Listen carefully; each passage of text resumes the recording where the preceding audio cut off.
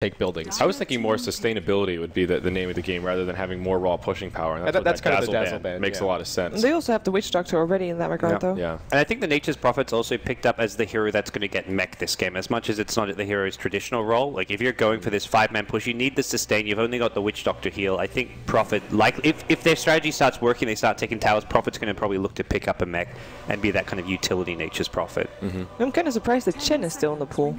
None of these teams not play been very Chen. popular. The only team who's ran it has been Wings with Super playing it, and they did that yesterday in the one game they won. But outside of Wings, I've not seen any other team in this Chinese qualifier play Chen. So Energy Pacemaker, they need an offlaner here, and quite a few of them have been banned out. Brood, as well as the Dark Seer, and even PL can spend a little time in the offlane. I guess it could be an offlane Sand King, which maybe it is here, as now Sniper's been picked up. And I'm thinking Sand King Leshrek offlane, Rubik Sniper on the safe lane? Yeah, that feels pretty likely. So we've seen very little Sniper on this patch, and of course he was nerfed quite a bit. I think he's still very viable, but I don't know, thoughts? I think it's like the old school, how do you defend your high ground against this push, and Sniper's one of the better heroes to do so. In some ways, you just put down the shrapnel and just right-click away from afar. And this is why not having that good blink initiation or any initiation on the CDEC side is kind of hard, because you haven't got any way to close the gap and get on top of the Sniper and kill him, unless you've got a huge item advantage and can just run at the buildings and ignore the Sniper, or just run right at the Sniper to scare him away. You're not going to be able to deal with him too well when you're trying to push high ground. Yeah, they do have the opportunity, I think, to pick up a Force Staff on the Wind Ranger as an early item, and that's going to help a lot against getting people out of lift, Sand King stun, and also maybe closing the gap to help deal with the Sniper. But like you're saying, it's not the same as having your stock standard Blink Initiator. Yeah, I think that's probably the one big strength that the Sniper has this game, that it is going to be a little bit difficult to get in and lock him down. And that's where the Lion type pick would maybe make sense, but they go Visage, 5th pick with the Drow Ranger. That's weird. That is not unexpected that they picked it up, but a little unexpected that EP left it in the pool that long. Yeah, by that point you're just like, oh, okay, they're not going to go Visage anymore. If they wanted to, they would have picked it up already, but... And this is a nice happy medium between that Shadow Shaman and Dazzles I was talking about. Not that Visage will have much sustainability, but a little more combative than that Shadow Shaman. And the Familiars give you a potential way to go and chase down the Sniper. You fly them over the trees, get the first stun, and that can be all that you need to just having lock somebody down. Here that can build Solar Crest, so Sniper is going to be whoever's your frontline kind of high ground sieger, your Drow or whatever. In this case, you put the Solar Crest on them, and suddenly the Sniper's not as bothersome to that hero. So I could see it working quite nicely. But it's a really good point. CDEC, they still got a draft that could win this game in 20-25 minutes if there's any mistakes from Energy Pace, any big mistakes from Energy Pacemaker. I do like the lanes from Energy Pacemaker, though, or at least I'm assuming it's going to be. Really like the Leshrek Sand King lane. I think Sand just be offlane with Rubik Lesh roaming together personally. Yeah, that was my initial thought as well. The Sand King Leshrek lane is just, it's got a strong dual stun, but I just don't see that being a dominant lane against a tri-lane with Drow Ranger Aura. And look at this, XZ already starting out with the all-Ohio strats. By the wards, TP in, and a very interesting spot to put that initial observer right in the mid lane, and certainly a sign that we'll see some aggression out of CDEC to get things started. All right, well, here we go. First game of the best of 3 between CDEC and Energy Pacemaker. It's going to be a classic Drow Visage strat. Classic indeed. I like the EP draft, though. I don't know. Really? I don't think they... by no means do I think they've outdrafted CDEC, but I think they've got the right kind of draft to deal with it. The Sand King pick, the Sniper pick, both heroes I think that could be suitable for dealing with what CDEC have put together. Yeah, I don't think EP have a huge late game advantage, but I think this game will get a lot easier if they can live past that 25-30 minute mark if CDEC can't break high ground by then with all of this pushing power. So the onus is definitely on the Radiant side to keep the aggression up, keep this game high octane, and do as much damage early on as they start to reach that power curve. We could see an early first blood, potentially. Both teams kind of dancing around in the Radiant jungle, but not yet finding the way to initiate. Sand King goes around the backside. Only a stun on 1, but aggressive. In some trouble. Leshrak with a stun on 3 as well. It looks like it's CDEC that's on the back foot, but no, Sand King gets low. He's the first to fall. Aggressive gets the kill, then goes down to the Sniper, but it's not over yet. Rubik isolated and on the run. He's trying to fog in the trees, but hey there, ho there. Garter's on the other side. It's a 2-for-1 as CDEC find the advantage. Wow. Sand King missed. He hit 1 hero with the stun. He was trying to go for, I think, 2 heroes with it. Should have probably just gone for the Wind Ranger, who was the most out of position because he went for the backlines, and no one else could get to the backlines apart from a Leshrak stun. Rubik hit a full hero stun with telekinesis, but didn't even matter. Yeah, the Lesh had a 3-hero stun on the Split Earth as well. If SK could have connected on 2 or 3 heroes there, that would have been a lot different, and EP, I think, would have found the advantage. Now, Sniper did get one of those kills, so that makes his life in the mid lane just a little bit easier. So Sniper versus Wind Ranger here won't be... It's a probably kind of even matchup between the two. I think Wind Ranger even has a slight edge as far as being able to harass a lot, and that's why that ward was planted there. There it is. XZ snipes the courier with the help of that mid lane warden. Yeah, no cargo, but that's a victory right there. 1 minute in, no courier. That makes this sniper's life now very difficult. And he's going to hang out in the mid lane and actually rotate through. They can have a kill here. Shackle Shot will connect. Old Chicken on the run. A TP rotation is on the way. They will not commit for the kill. Oh, it's just off the mark with the power shot. Rubik telekinesis Shiki back. And that could have been dangerous, actually, if Old Chicken got reinitiated on. Now back to the bottom lane. It's a kill on the Leshrac. There's action all over the place. It's an aggro tri-lane from the Dire side right now. And it will kind of backfire, at least thus far, as Visage picks up a kill. Joe Aura, man, in the early game, that's only like plus 8 damage or something at level 1, but that's 8 damage. That's enough. That's going to help just give all your lanes a bit of an edge, or 6 damage even less. And yeah. Oh boy, that's where the Sniper's taking that little bit of extra damage from every right click at mid lane. The Prophet TPing in to harass him as well. Yeah, oh boy. A great read from CDEC as well. As soon as they saw that Rubik TP, they got a lot more aggressive. That's when they started pressuring the Lesh, and of course, in a 3v2 scenario, they've got the advantage. But EP, an early smoke utilized here by their 2 supports. They will leave the Sand King by himself in the off lane, and they'll rotate mid. Looks like they want to put some pressure onto Shiki's Wind Ranger.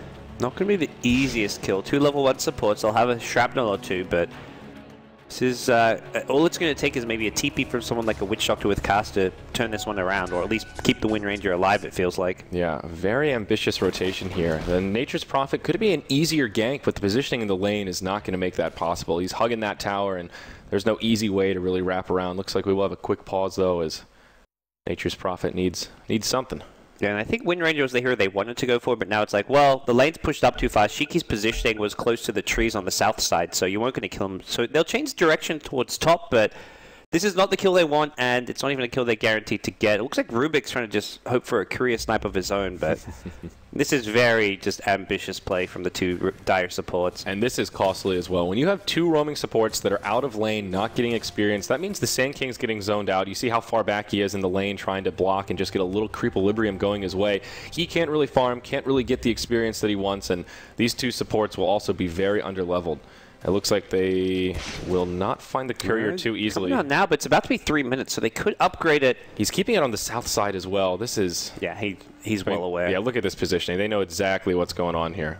He's not even going to... He may not even send it out further. He may meet it like back near tier 2. No? No, he brings it out with the creep wave, actually. I like that move, too. Yeah, I guess feeling a little more safe knowing it's past 3 minutes, you can be perhaps a little more liberal with the positioning there. So now they rotate up top. XZ takes the Shadow Strike from Fan. Now they move in. He's trying to hide the tree line. Can they find him? He TP's out. That was smart play. That Queen of Pain gets that aggro on you. You know those extra heroes are coming on in. And now bottom lane, they go in Sand King, who will be forced to Burrow Strike away. He's getting some okay experience out of this lane, but that's about it. Yeah, 3 last hits, level 3. I guess not too bad given that he has been left on his own. But of course the Drow Ranger getting all the space she needs. Now, it's a safe lane co-op in the top lane. We haven't really seen her much as it's basically been a farm fest up there, but thoughts about Queen of Pain in the safe lane rather than Sniper? I think it's okay. It's more of a lane dominated. Sniper actually kind of excels in the mid lane just by the nature of it's being such a close distance between the 2 tier 1 towers. It's a lot easier to use shrapnel to maximum effect. I think Sniper is actually most of the time more suited towards mid, but I think the big issue is this bottom lane fell apart. Queen of Pain should be able to 1v1 while they try lane down bottom, but the early rotations and ganks just were far better from CDEC. So Sand King does end up going down here. A little bit of a slideshow, but it appears CDEC did have the damage to just bring him down. Less rotation, just a little bit too slow. Uh-oh, Courier flying into the mid lane. They'll just go right for the hero. Sprout from XZ. No Quelling Blade. Wow, a Quelling Blade on the Sniper. I think it arrived on the Courier and saved his life. Oh my. With the extra Wraith Band. That is a little bit lucky the way the timing worked out there for the Sniper, I have to admit. Shiki getting low, but he'll be just fine. So Quelling Blade on Sniper, do you think this was picked up to help him farm or for those exact situations to be able to break through a Sprout? Combination, but yeah, it's mostly the Sprout. He wouldn't get it if there was no Sprout in play. That's exactly what I was kind of getting at. So. It's going to help him last it at the same time, but you just go 2 to 3 Wraith Bands if there wasn't a Nature's Prophet. But I like that little play, though. We already see it coming in handy, so very nice. Joe Ranger level 4 halfway through, and looks like a pretty defensive build here. No frost arrows, just the 2 value points, and I believe she's put the others in stats instead of holding on to them. Yep, 2 in the early attributes. So just trying to beef up and be a little beefcake. Yeah, this is your kind of early to mid game drought push. You just mass stats and get a couple more points in aura later on, but yeah, this is going to be hard to deal with CDEC's good start. The other thing is once Joe can kind of rotate in the jungle, maybe pick up a Morbid Mass, that's when Visage takes over the lane, and then you've got a Visage, you can hit a fast level 6, get a fast Medallion, and from there you have easy Roche taking potential and just have the Medallion on your side as well for pushing as well as team fighting. Queen of Pain now level 6, so she could start moving around a little bit if she so pleases. With the safe lane Quap, I feel like the rotation timings are really key. There's value in staying in the lane to farming that Orchid if you're getting close to free farm, but at the same time, you want to utilize that ultimate kind of as much as you can early on. That's where Queen of Pain has picked up a TP, but you've got to wait for like a dive to come your way or see an opportunity because they haven't got the Rubik Leshrac kind of your initiates. Maybe they'll go for a smoke gank at bottom and then Queen of Pain TPs in some backup damage, but so far, the support tier for EP has not done much. When you have a Rubik Lesh, you're hoping for some early ganks, some smokes, some early pickoffs, but they haven't been able to find anything with them. Things slowing down a little bit here. Only 6.5 minutes in, 4-1 as CDEC have found the hero kill advantage, but it looks like the farm distribution is actually pretty even here. The Sand King has now found himself 14 last hits. He's rotated into the jungle, if I'm not mistaken. And level 5, 3 points in the Sandstorm, 1,000 gold. At this rate, he'll have a Blink Dagger at a pretty decent timing, probably around that 9-10 minute mark. Yeah, and I think this is the right move. You want it. His Blink Dagger is going to be key for stopping pushes, for breaking the distance against the Dro, and just finding kills. It's going to be like the Sand King, Queen of Pain ganking duo, while the Leshrac maybe farms a bit, the Rubik kind of joins up with them. And I think if they can get that Blink Dagger on SK as close to the timing when CDEC wants to start 5-manning, the easier it'll be to defend. If you can have an Epicenter Blink Dagger ready when those first Tier 1 towers are going down, you can very quickly cripple that push and start getting some momentum yourself, especially when you look at all of the other team fight abilities that EP have with the Sonic Wave, the Shrapnel. There's a lot of potential here for EP as this game is unfolding. And starting to feel a little bit better about this draft and their ability to defend the push. Yeah, if they hadn't had such a bad early game start, it would have been looking really good. But Winter Ranger mid has not had an easy time against the Sniper. They're kind of breaking even on CS. The 2 carries on par with each other. And exactly even, actually. Kind of a rarity there. Nature's Prophet isn't getting too much in the way of farm. You wouldn't expect that. And this is a Nature's Prophet who's likely to go for those more utility items. As mentioned, items like a mech has picked up treads just to tank up a bit, be able to gank and push with the team. But I think it'll be like a treads, magic wand, mech kind of build. Now, I do really agree with you that I think Nature's Prophet is best suited to carry the mech this game, but they do have this issue that he's not a hero that can farm very well. His impact has been, well, he can farm well in certain cases, but in this game he's not able to because he's been so active in other areas. He's been putting pressure on mid, he sniped the courier, and he will not have a very timely mech, whereas if they had a Viper mid, they could have a mech completed coming up just about now, maybe in another minute. So kind of delays when they can start this death ball. Well so you would think, but they're going to have a go at it. I think they want a death ball now before the Sand King Blink comes up. They say, look, we can get at least a couple of towers, and then once the Sand King Blinks there, maybe you have to go back and farm that mech. But Tower Gold will help accelerate that mech timing from Nature's Prophet. Very true. That's a great point. They will find the kill on this Tier 1 tower bottom, and the last hit did go to the Drill Ranger, so finding some efficiency there. They'll continue on pushing. I think EP may want to react to defend the Tier 2, though it seems they're also trying to split push the top. And Sniper Lesher here, that's some great counter push with Shrapnel and Lightning Storm. They've done about half damage to the Tier 1 tower up top, so not too bad. And there's no initiation, so there's no way to punish Leshrac just running forward, throwing a Lightning Storm out, unless you can hit a crazy Shackle Shot on Lesh, which is not easy to do and something that Lesh can play around. You're unlikely to be able to prevent Lesh from just continuously spamming out the Lightning Storm. Yeah, another good point. But CDEC, they'll just go back to farming. Happy with a Tier 1 tower for now.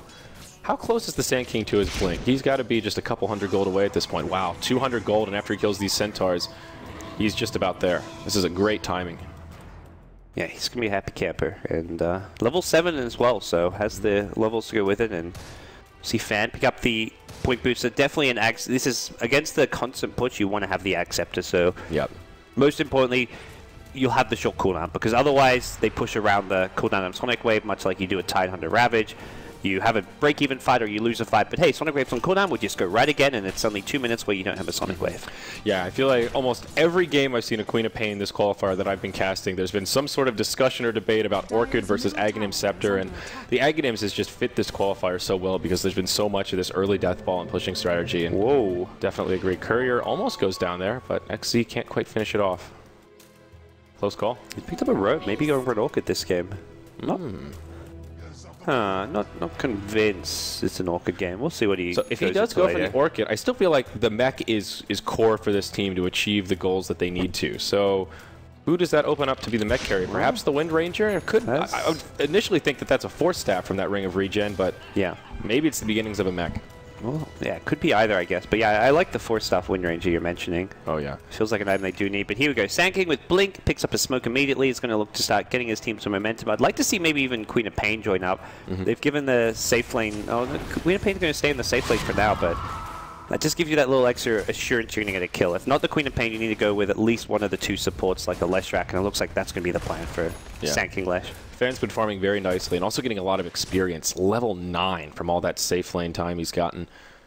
Sand King with level 3 Burrow Strike, smoked up with Lesh. What level is the Lesh right now? Is he up there? Okay, level 6, so he's got 3 points in the Lightning Storm. This is pretty big. They'll bump right into Shiki. There's a ward down. They see him. Stun into stun. And they even channel the Epicenter for this. They get the kill on the Wind Ranger. They had to. Unless Queen of Pain blinks in with the screen. Queen of Pain going to blink and get sprouted up and maybe in some trouble. That's a long cooldown on Blink, even at level 3. 2 seconds, 1. Will he get out? Yep, he barely blinks out in time. And yeah, Lesh ends up falling, though. Unfortunately for the Witch Doctor, he didn't get any bounces on the cask. Rubik will fall as well. Ends up being a 1-for-2 trade. The two supports that started it off and secured the kill on the Wind Ranger will end up in the grave. Yeah, a bit of a... Queen of Pain kind of messed that one up a bit for EP. Blinked into a Sprout and took a lot of damage. Prophet trying to be sneaky again. He really hates this Courier. He's going to go for the TP out. Burrow Strike, no mana. Oh. Wow. That was a very risky play. I mean, I guess he knew the Sand King was pretty low on mana, but that was very ambitious. Yeah, I was surprised to see the Epicenter because I was expecting the Queen of Pain to be a little more aggressive there and maybe drop her Sonic Wave to get things started rather than use the Epi in such a manner, but still... The Epicenter usage allows Queen of Pain to wait to blink in, although Queen of Pain did not wait and blinked into a really bad position there, unfortunately, which kind of led to CDEC actually breaking even on that fight. Even without killing the Queen of Pain, it could have gone a lot worse, or did go a lot worse for EP. Yeah, Witch Doctor, level 5 now, looking for that Death Ward ultimate, another key ability for CDEC, and Visage has achieved level 6, the big milestone for him whenever there's a Dro on the field. So now those pesky birds can start flying around and wreaking some havoc around the map. See, Visage pick up a Bassi Ring. I'm wondering if that's going to be like a Vlad's type build or just thinking just casual Bassi for some extra armor and then build into the medallion. But CDEC going to keep on 5-man. If they don't have an Aquila, then just picking up a casual Bassi is definitely the right way to do it. Old Chicken, he's in a lot of trouble. Familiar set it up. Easy shackle shot. And Shiki gets a kill. This will transition into a tier 1 tower push. Garter there with his Voodoo Restoration, keeping everyone topped off. And now we're seeing this 5-man start to snowball. Oh, yeah. And the Sniper Dead, I think, means they get 2 towers off of this, or possibly like a Roshan. But they're going to go for the tier 2 mid with Focus Fire. Okay. They'll at least do a lot of damage to this tower. They force out the glyph straight away. Shiki tanks it up as the creep wave gets there, and yeah, there you have it. 5 heroes in the mid lane. EP starting to rotate over. Sniper will be up in about 10 seconds, but not soon enough to save the tower. In a good position with the Epi, but CDEC, they back off just in time. Hard to tell if that's just good game sense or what have you, but backing up right as the Epi becomes a threat. Yeah, and so the adds to the mech will be coming out on the Wind Ranger here as XZ continues to get his farm at top lane. Didn't look like a game where he was going to find too much farm, but now opening things up a little bit. The Sniper, though, causing him some problems. Assassinate. Oh, not quite. I don't know if it would have been enough damage anyhow. Well, it would cancel the TP out, which would be the big thing. Right, yeah. He should have started chilling it sooner, and then if Prophet doesn't TP, you start right-clicking, but it's a kind of tricky one to... Some mind games involved there. Old Sniper, you just close your eyes and hope for the RNG. New Sniper, a little bit different. Queen of Pain getting close to that Aghanims, though, here, Parker. Only 1,100 gold to go. And Fan will have that upgraded ultimate. Should have level 11 by then as well, so this Sonic Wave will be very scary. He is 0-0-0. It does feel like he should have maybe been a bit more involved in the game so far. Only 2 kills on the EP side with a Blink Sand King, a Queen of Pain. safe lane. Like, that to me is not how this game should be developing. It feels like he's playing this sort of like a Nyx assassin would, where when he hits level 6, having the Vendetta available is almost scarier than using the Vendetta, and I feel like that's what he's doing with the Sonic Wave here. It's always available, so CDEC has to think the Sonic Wave could be coming at any time, rather than burning the cooldown and then they have that opportunity to push, as you were mentioning earlier. That would be my guess, but it does seem a bit peculiar. Yeah, and it means it's available for a 5-man push that comes with Epicenter plus Sonic Wave. The teamfight potential is pretty ridiculous. 15-minute mech completed by Shiki. Pretty good timing there, and well, Wind Ranger, pretty low armor, but she makes up for it with the Wind Run evasion. And now she is a bit of a beefcake, and they don't have a melee hero, and this allows the Wind Ranger to sort of be in the stead of a frontliner. CDEC moving right into the Roche pit. Do they have a medallion out yet? I don't think the Visage has. No, he's right for the Aghanims. Okay. Big fan of this, just because the medallion helps when you go to push as well, because you can medallion up whoever's got the H in the front lines, you just medallion them. And they're going to actually not go for this. Too worried about the Epicenter plus Sonic Wave combo. Yeah, that was a kind of an awkward play from CDEC. They didn't smoke in, they don't have a medallion, so they can't burst down Roche very quickly, and it's pretty reasonable that Energy Pacemaker would have some sort of vision in that quadrant of the map. Yeah, now EP Smoke, well actually Smoke and Invis on Old Chicken, but looks like they're just going to look to set up camp here in the Radiant jungle, and it does feel like CDEC aren't really that capable of pushing down towers like their lineup was designed to, just because EP have picked up enough counter push with the Lesh tanking Queen of Pain and a huge scary team fight. Yeah, a little counter-warding action there from the Leshrac. Finds a minor victory for the team. Visage Familiar's in some trouble. One of them goes down. Mask of Madness makes this easy for the Old Chicken. And he'll find 200 gold in his pocket.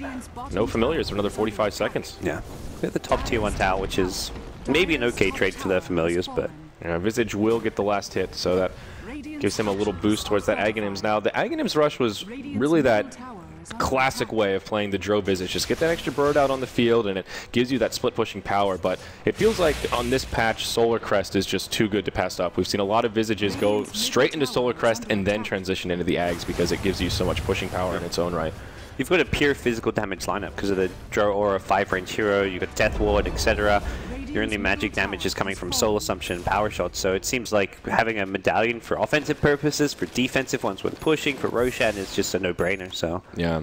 And the Solar Crest as well, fantastic. Prophet not going for the Orchid, but instead the Blade Mail. This is another kind of a classic build. We don't see much Furion these days in general. This is a great combative, gives him a lot of really good stats. The great thing about the early Blade Mail is it's value town in terms of the stats it gives you without that recipe upgrade. So Dro going to build into BKB, and this is where you say, okay, our lineup, we got to push really. I mean, you can kind of go late game with Wind Ranger, Dro, Nature's Prophet, but the team fight you're going to get outclassed in until you have BKB.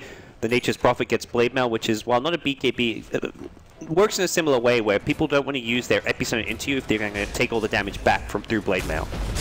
Yeah, that's a really great point, actually. When speaking of the Epicenter, they jump on Shiki. The upgraded Sonic Wave debuted here at the 18-minute mark. The first one we've seen from Fan. He gets on the scoreboard. And only a 40-second cooldown. Happy to burn it here. Visage Familiar's flying overhead. Blink back from the Quap. And she'll be just fine. Nice little setup there from Energy Pacemaker. Energy Pacemaker just seem to be the ones in control. I mean, they're down 4 kills, but CDEC, considering how many early kills they got, have not been able to take anything beyond tier 1 towers. Although they may be able to find Lesh here. Pasted aggressive. Yeah, that's a dead Lesh. Nothing he can do there. Just a Lesh, although if they get the sniper, that's a big one. Now there's another one on the way to try and support. Can Old Chicken find the jukes in the trees? He's trying to fog, but there's your clear vision. Out comes the Sprout. On the backside, Rubik's on the way, but Gus from aggressive. That'll shut him down pretty quick, and it turns into a disaster here for Energy Pacemaker. Fan will finish off the Nature's Prophet for a little cleanup, but still a triple kill for XZ. And Sniper in the grave. Yeah, got Rubik with the ulti as well. That was... Sniper just really deep, didn't have a TP out, and completely trapped and surrounded there. That was kind of unnecessary kills. The Leshrac is one thing, but the 2 on top of that. Even though it's a 1 for 3, though, the Queen of Pain got a lot out of that. A solo kill, gets all that experience, and shuts down the spree from the Nature's Prophet. She's now #1 on net worth, and honestly, I think that's not the worst thing ever for EP. But it's going to get harder because now they can't... well, we'll see. They're going to make maybe a move towards Roshan, but it looks like they're going to be here too late. If they had the medallion, this is a no-brainer, and there's no way EP can stop it. Without it, I think they had an opportunity, but they're going to come just a little too late. Could there be an Aegis snatch here? No, they won't go for it, and Shiki will secure the Aegis of the Immortal for himself on the Wind Ranger. Yeah, they were close to it, but Yeah, that's just where not having a medallion there seems really foolish from CDEC, but they didn't get punished. Unnecessary risk from CDEC, I would say. Yeah, like you said, they don't get punished this time, but works out. So Visage getting close to his Aghanims, about 1,000 gold away. And what's Garter working on? Is he rushing at Aghanims himself, or has he been forced now? The Witch Doctor. He's kind of poor. Yeah, he's got the urn. He's going just for the Glimmer Cape here, looking for the more value item so that he can just survive rather than go for the big damage. Kind of playing that 5 here. And that urn's nice because once you start pushing, if you get a kill or two, you have that long sustain for someone who's getting focused and burst down.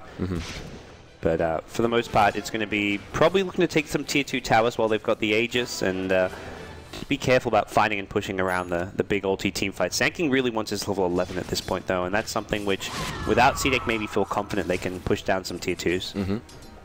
They're starting to group up towards the mid lane here. All tier 1 towers are down. There's only 2 tier 2 towers remaining. They took out that access point in the mid lane, and thinking about it now, that probably did make things more difficult for EP in terms of contesting that Roche. They had to TP to the bottom lane or run, and of course there was the ward on the high ground. So if you port to that tier 2 in the bottom lane, you get scouted out straight away. Now CDEC will rendezvous in the mid for a smoke, and it looks like the rotation will be straight into the enemy jungle. Yeah, they probably want to get down that deep cliff ward and just gain map control as well as push the tier 2 tower. Like, take a fight, push the tier 2 tower, but bare minimum they're going to want to get down a deep ward here. And yeah, they're even pinging it out here, saying let's put down some wards. There's a sentry, but preemptively sentryed. I like that. Without vision, they're not going to maybe get that D ward right away. I guess Queen of Pain, Sand King, someone can blink up there, but we'll see if they have the window to do it. It looks like CDEC are pretty comfortable, just stocked up in the jungle for now, clearing out the neutrals and hoping that someone on EP will make that fatal misstep to venture into their own jungle looking for some safe farm. Yeah, and this top tier 2 tower is pretty much impossible to defend with the high ground ward for CDEC, so I think CDEC are pretty suspicious that there could be some vision up there. They're trying to bait with the Nature's Prophet, and Dire Team do not seem to be falling for it. Instead, they'll make the right call to just split push the bottom lane and find a tower of their own, making the best out of this situation.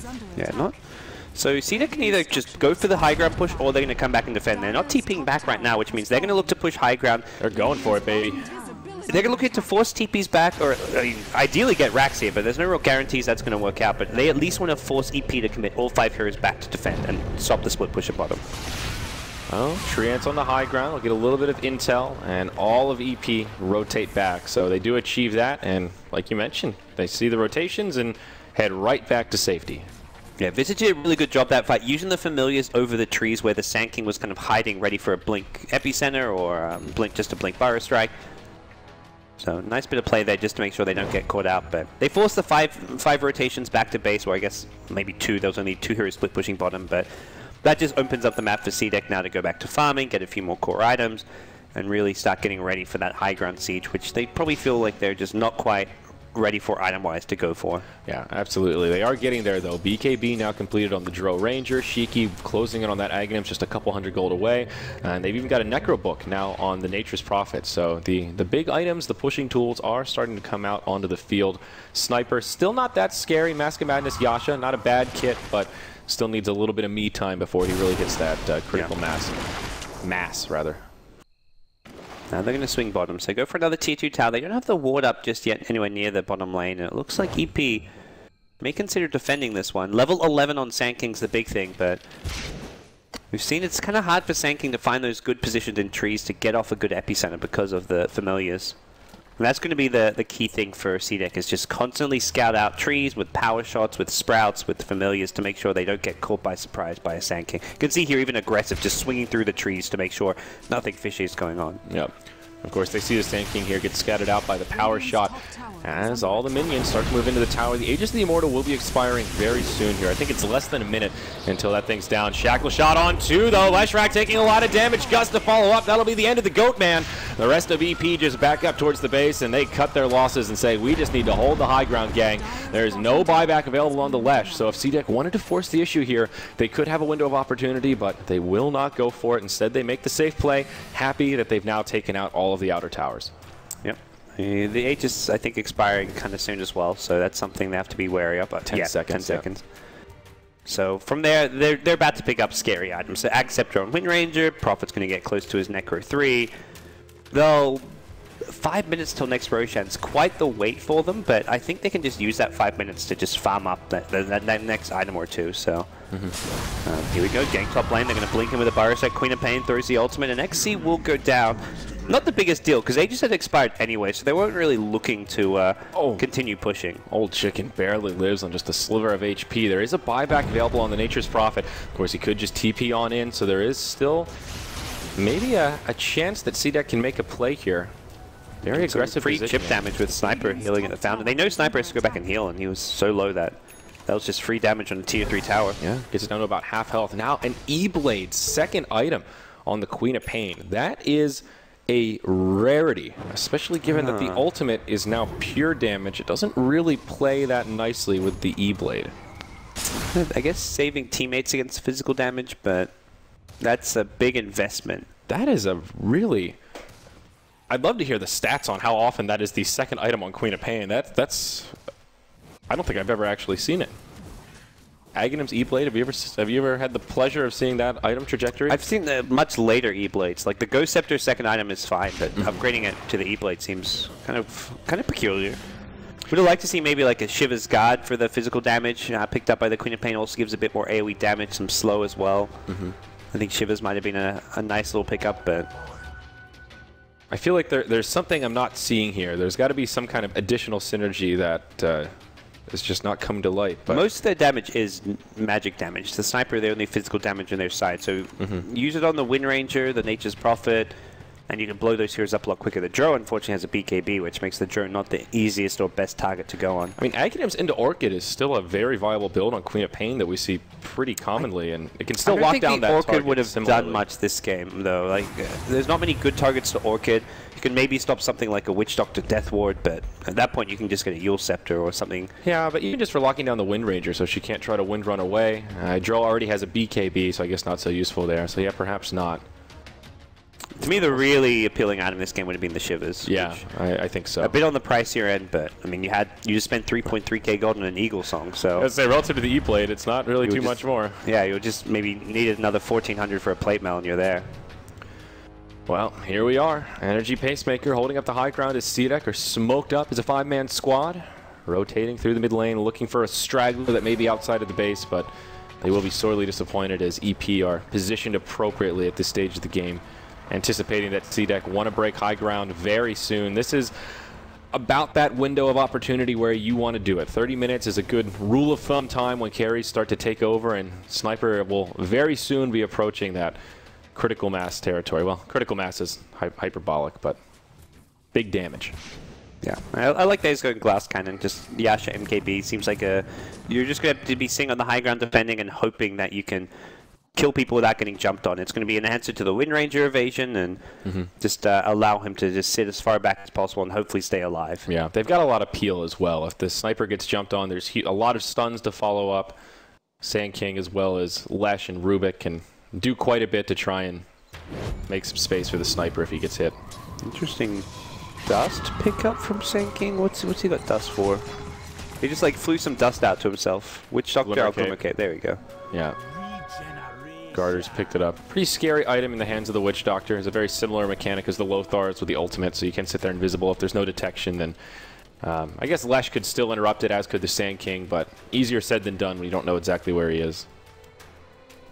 And EP just want to keep finding pickoffs. Deep on the map, it just slows down the push. Even in the Nature's Prophet, means that, hey, that Necro 3, which is now online, is not there for the 5-man push of CDEC if you can find this pickoff, but yeah. We'll see if it works. It's already worked once or twice on the Nature's Prophet, and that's where at some point Prophet has got to just kind of read exactly what EP are trying to do, which is go for those kills, and yeah, Prophet's walking back to base and will join up with his team later on. It feels like CDEC may just be waiting out the next Roshan timer. They're being very passive right now, and I think they really want the safety of the Aegis before they try and just charge up to the high ground. Of course, they want to find a pickoff outside of the base. That's the ideal way to do it. Maybe they can do it now. XZ comes in. Shackle Shot connects on the old chicken. And Rubik locked inside of the Sprout. Oh, the Sniper's down. No buyback on him or the Rubik. All of a sudden, it is scary for EP. Yikes. Yeah, they're going to swing bottom. Necro 3 up and everything. Oh boy, good luck defending. And all they used was the BKB on Drone Ranger. It was her 10-second BKB charge, but they still have all their ultimates here. They've still got Visage Bird, still a Death Ward, still a Focus Fire. They've got to scout the Sand King. He's going for the Epicenter. They don't scout him out. Epicenter Burrow Strike. He goes to the Visage, who's one of the tankier heroes with that passive. And the Visage lives as well. The Mechs have to keep him alive. Fan with the Sonic Wave will finish off the Visage, but he has to pay with his life. Aggressive will end that dominating streak. They get the Tier 3 tower, and now the barracks are exposed. There's no defending this. It'll be at least one lane down. Can EP minimize their losses here? It looks like it, perhaps. CDEC, will they back out? No, they'll stay aggressive. There is a buyback available on Queen of Pain, and they may need to burn it here. With the Aghanims, it would be worth it. That ultimate will be cooling down pretty quickly. Sniper just about to respawn, but they don't have a glyph. They need to defend as soon as possible. MKB just comes out on the Sniper. He won't have a buyback at all. He went all in on the item. Tier 3 tower down, stolen power shot does some good return damage. Nature's Prophet is in the grave. They won't get the second lane of barracks, but they do kill another Tier 3 tower. Visage Birds will get cleaned up on the way out, and maybe they can find some consolation kills. Yule Scepter sets up onto Shiki, and okay, E-Blade blows him up as he drops the Sonic Wave. Well, they kind of cut their losses at the end. Cosmic Queen of Pain buyback, but they wiped apart CDEC and held on to their mid lane of Rax at least. I was a little surprised to see CDEC go for that mid lane. That felt very risky. Yeah. And this is exactly why right here. Roshan up right around the corner. They don't know the exact timing, but they had to have known that he would be up soon. And that was, I think, close to max respawn on the Roshan. So if they can get this and prevent CDEC from getting an Aegis, that just gives them a huge amount of breathing room. This was going to be the Aegis that CDEC could end the game off of, where they just push high ground with it. So really big mistake from CDEC, where they just feed away some lives and as a result lose Roshan. And now it goes Scepter up on Leshrac. So EP, of course, realizing there's a lot of physical damage on the Radiant side, itemizing very appropriately. It seems to be working out. You look at that net worth graph, and oh my, well, the experience graph tells a little more of a vibrant story, but you see that gold lead starting to plateau, and this is when the Dro Visage type strategies can start to get a little bit rocky. Of course, the split push is scary at every stage in the game, but they're losing a little bit of momentum here. They are going to go for pipe on Visage, which means they are going to have a pipe, maybe. I'd even suggest going for like more like another BKB on someone like Nature's Prophet to keep him alive. Dro just wants to tank up, has SMY plus, okay, they're going to do a Butterfly, some more damage. But even the evasion could help against a lot of these heroes outside of the Sniper and MKB. Do you think the Butterfly is still the right call, knowing that he went for an MKB kind of preemptively? I mean, Butterfly's still great outside of the evasion, gives you a lot of damage, great agility, so the aura is that much better, still a tempting item, but I would have preferred the Skadi, I think, just because it gives you Agi plus survivability and the strength. Yeah, I would agree with that. As much as it's like, oh, you don't need the slow or anything like that, but to me, Skadi's just a great all-around tanky item. I would agree. Things getting interesting here at the 32-minute mark is EP showing a sign of life. Do you think Queen of Pain, will she go for the Shivas coming out next? We'll hear a Sonic Wave get burned to clear out a Creep Wave. 2,400 gold, still hasn't committed to anything else yet. Other items would be, like, if you want burst damage, you go for a Dagon or something, but I guess that does synergize well with the E-Blade. Yeah. Just blow them up. I think the Shivas is the safe option at this point. Sniper's doing enough damage-wise. If Sniper's dead, you lose your racks. And if Sniper's alive, you have more than enough damage. So I don't think Queen of Pain should feel like they're lacking damage. And the Shivas does make things a little bit easier with the Sniper in terms of the other team retreating. You can catch up with the slow, and if the Sniper gets jumped on, then you have some way to help peel and create a little bit of space for him. So Wind Ranger now with a Blink Dagger after her Aghanim Scepter and Gem of True Sight, as well as a Pipe of Insight picked up now by the Visage. Potentially kind of a game-winning item in the Blink, in that all it takes is one Blink Shackle Shot to find the Sniper, lock him down when he doesn't have buyback, and the game can end right there. So I like the choice because they didn't pick up that Lion-type hero. They don't have any good initiation. To break the base, it's going to, at this point, probably take a pick off, and the Blink on Wind Ranger gives them that potential. Yeah, that's a really good point, actually. XC, he could have a BKB coming out pretty soon, 2,600 gold. Looks like the Radiant team holding on to buybacks. I think for CDEC, if they want to break high ground, they need the Nature's Prophet to have a buyback. So if he does go down, he can buy back, TP back into the fight, and with these kind of strategies, that can be the little bit you need to tip the scales. Yeah, I like that idea. I'm also curious if they're going to just wait and farm for the Aegis to expire. Are they going to wait for another Roshan themselves? I'm wondering just like what kind of a timeline do they think their draft is on? Do you think they can afford to wait for the next Aegis? Hard to say. Like the late game for EP, Sniper is obviously beastly in the late game, but he's very glass cannon. Queen of Pain has some late game potential, but you look at this Radiant side, they've got 4 heroes on 10k net worth. Their late game is looking fine with the amount of farm they have. Yeah, that's a fair point. A very even spread there. Visage scales very nicely. Wind Ranger, I feel, is often underestimated in terms of her late game carry potential, especially once the Aghanims comes out. If this ends up being a stalemate that goes on for another 25 minutes, she can start moving into the big damage dealing items and really be a scary force in these team fights. It's where, as much as their line was designed to win the game in 25 to 30 minutes and push, they can now decide, okay, that didn't work, let's go late game and just deal with things that way, because this Leshrac isn't really looking like a core, the Rubik is struggling to farm anything. Ah, E-Blade Drow. Interesting. Lots of E-Blades this I've seen E-Blade here or there or Drow against a hero like Sniper. If you're against a huge right-click damage carry, just throw the E-Blade at the Sniper and then kind of ignore the Sniper after that while you focus buildings or other heroes. But an interesting little pickup. It looks like CDEC at the very least will wait out this Aegis if they can. Still not sure if they're going to wait next Roche, but Aegis of the Immortal on the dire side with about a minute left before it expires. So they are biding their time pretty well, staying grouped up as a 5-man squad so they don't get jumped unaware. And holding on to an Alpha Wolf also for that extra little bit of damage. Sniper did go back for the Yasha to get some extra HP to his name. They are still ready with this smoke that XC picked up a little while ago. I guess they just don't want to smoke into the Aegis and find themselves in a terrible fight against the Sand King Queen of Pain AoE. And yeah, I think CDEC are just saying, like, we can kind of farm towards the late game, or at least go for a push around the time this Aegis expires and see what kind of happens from there. Maybe that's where they're going to use their smoke now. Okay. As the Aegis expires. There we go. I was about to say, that makes a lot more sense now that they are doing this. It seems like CDEC is really on point with timings in terms of ultimate cooldowns, Aegis expirations, that kind of stuff. They've just been executing very well on that front. All that thought, though, is Van gets force stabbed out of the base. Silences the Death Ward, comes out, but the E-Blade buys him some time. Old Chicken takes a huge bout of burst damage, but no blood is shed.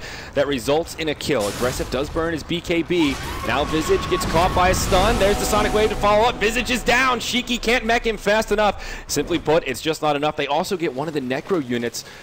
Nice 200 gold bounty going the way of Queen of Pain, and that's about as good of a hold as EP can hope for there. Oh yeah, they some incredible. Couldn't bring down the Queen of Pain fast enough. That's where just the lack of control really hurts them.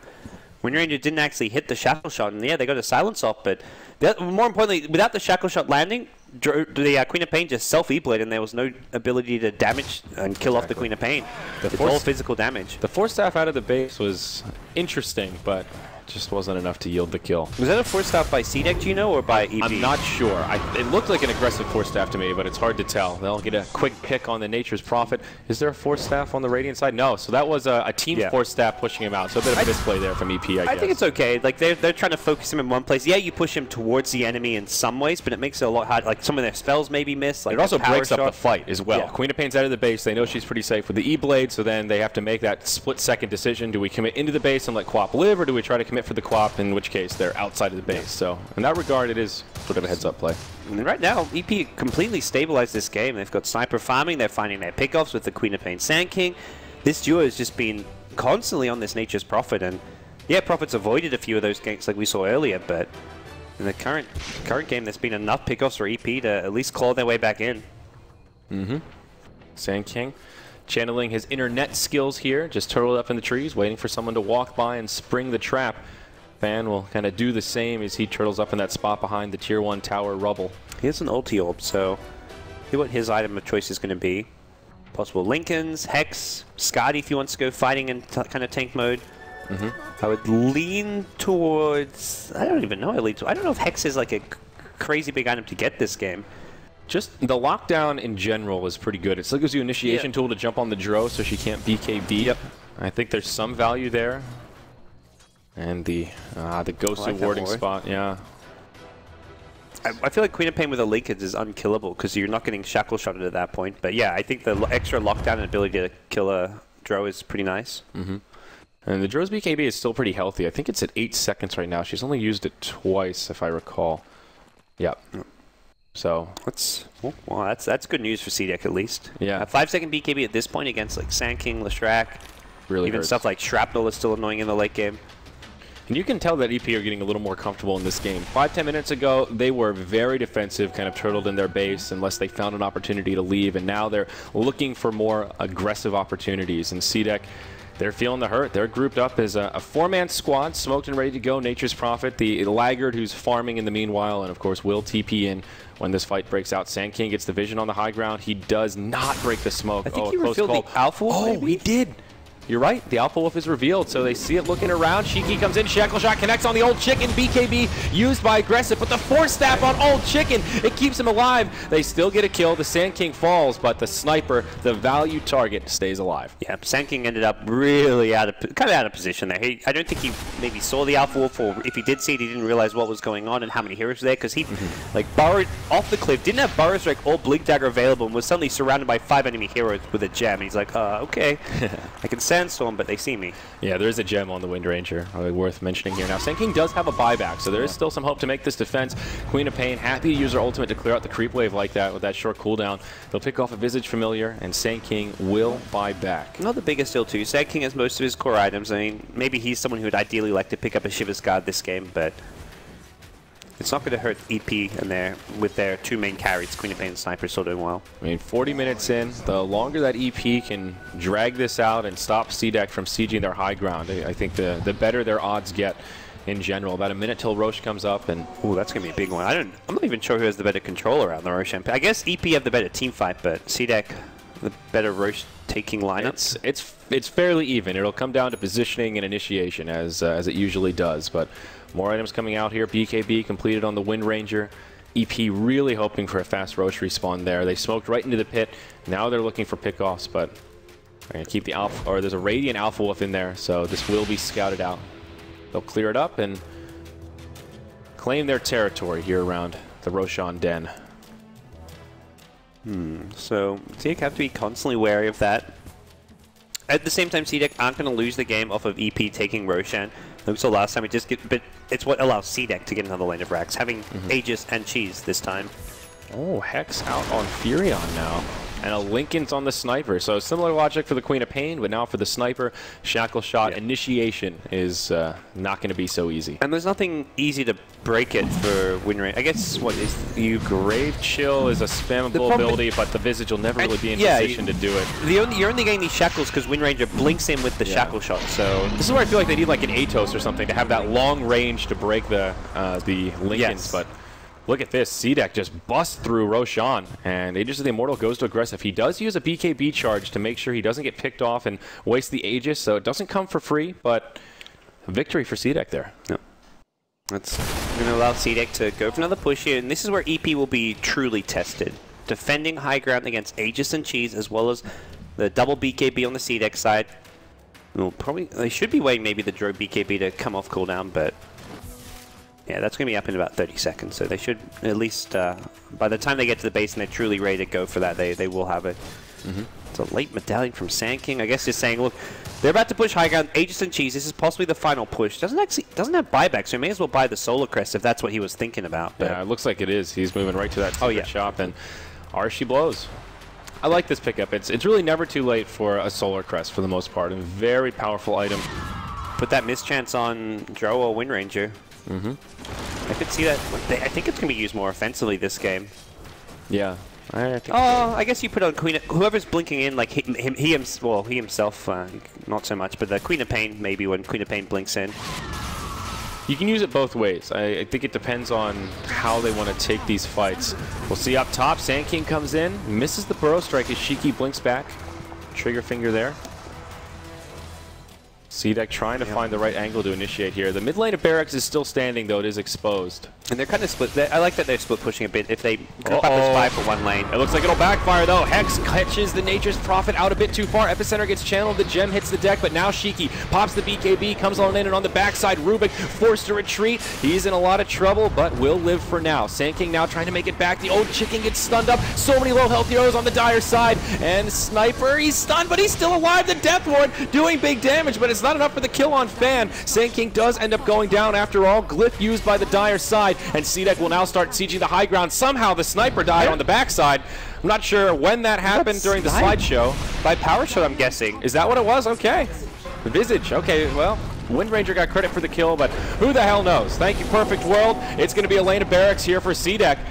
And they are close to Mega Creeps. EP has hung on so well, but at this stage, it's starting to fall apart. The Sonic Wave just tickles. They'll bring down the Leshrac after another Shackle shot connects. Fan, he's forced to blink back defensively. Leshrac will buy back. No buyback on the Sniper or the Sand King. And this is feeling like GG here. CDEC will do it, and that's it. GG is called by Energy Pacemaker, and CDEC will be one victory away from going to the International 5. Yeah, it was a well-played game from EP, though. Definitely, to me, looking at that game, I don't think they were outclassed. They held their own. But CDEC, it's one of those drafts where one or two mistakes, one pick-off, and suddenly everything gets lost. That's just that's the power of these drought visage, or just drought strats in general, where it's